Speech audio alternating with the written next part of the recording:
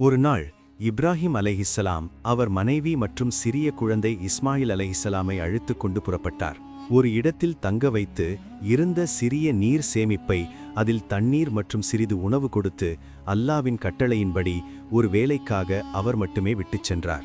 மக்காவின் வெறிமையான பாலைவனத்தில் விட்டுச் சென்றபோது அங்கு நீர் இல்லை, செடி இல்லை, மனிதர்கள் இல்லை. சில நாட்களுக்கு பிறகு தண்ணீர் மற்றும் உணவு எல்லாம் முடிந்துவிட்டது.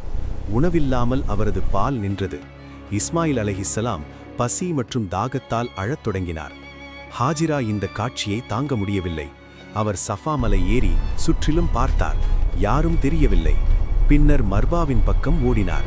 ஆனால் அங்கும் எதுவும் கிடைக்கவில்லை. இப்படி சஃபா மற்றும் மர்வா இடையே 7 முறை ஓடினார்.